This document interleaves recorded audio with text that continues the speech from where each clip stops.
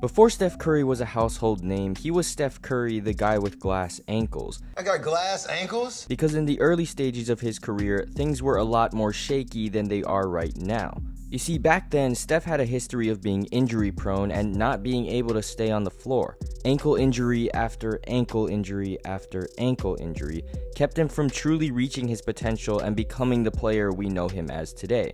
That's how you're getting a tiny bit of separation. Oh my goodness. Come on!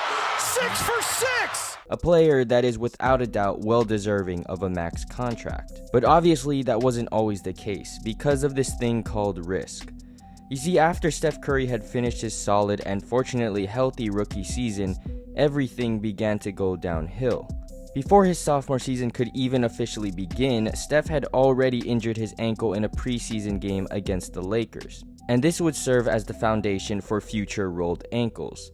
You see, once the 2010-2011 season officially began, Steph managed to play one full game before re-injuring the same ankle in his second game, which immediately caused some concern as the Warriors' new young guard was already building up a reputation as a player that can't stay healthy. But fortunately, this first sprained ankle didn't keep him off the floor for too long.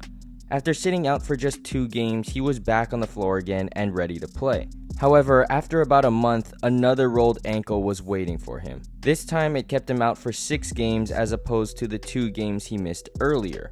But with all things considered, Steph still managed to play 74 games despite re-injuring the same ankle 3 times in a row. However, it was clear something had to be done. Over a month after the Warriors season had ended, it was announced that Steph Curry would undergo surgery on his right ankle to repair some torn ligaments. And with this surgery, it was expected that Curry wouldn't suffer as many rolled ankles as the ligaments had been fixed and had time to heal. But that could not have been further from the truth. Once again, in the second game of the season, Steph would roll his surgically repaired ankle, and 3 games after that, he would roll it again. Barry Neal dribbled it off his leg. Oh my goodness. Steph Curry hurt his again. Ankle coming out of the pack. Oh, this is just heartbreaking. A month later, he would strain a tendon in his right foot. Stephen Curry, he goes down, and Warrior fans know this sign all too well. A sprained tendon in his right foot. At this point, Steph seemed to have hit the lowest point in his career. He could not stay healthy, and his right ankle was putting his future in the NBA in jeopardy. Nobody would want a player that is always getting injured, let alone give them a 4-year contract extension. But that's exactly what the Warriors did. On the final day of October, Curry would sign a contract full of the number 4. 4 years, $44 million. And this would serve as the best decision Golden State would ever make, although it didn't seem like it at the time. With 2 ankle surgeries and countless right ankle sprains, the worst of Steph Curry's career was finally behind him, as the 2012-2013 NBA season would be the unleashing of the baby-faced assassin. Taylor working on him, left him behind, gets an open 3, yes! Curry, what a move!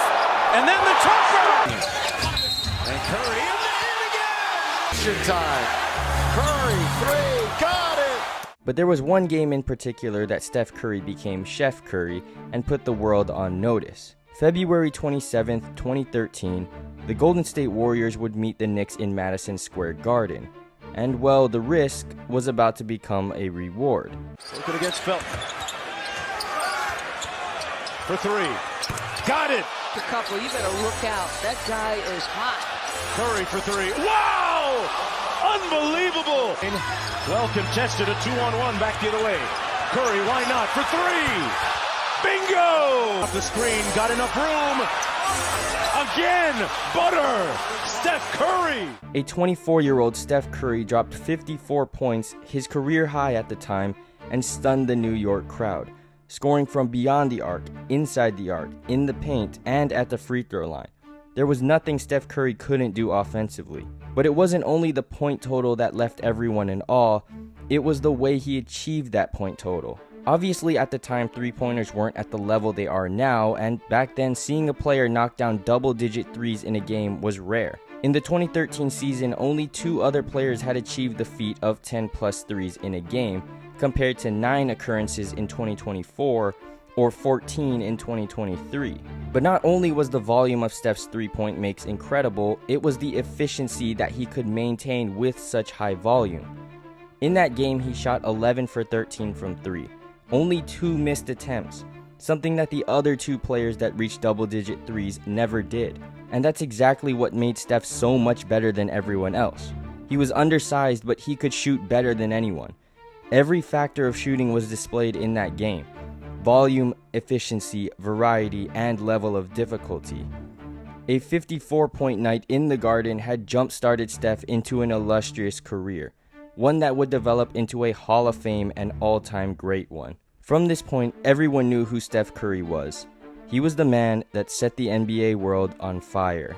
At the end of the season, Steph Curry had achieved a year of 20-plus points per game for the first time in his career, and somehow managed to shoot a higher three-point percentage than field goal percentage, foreshadowing what the chef was about to do to the league for years to come.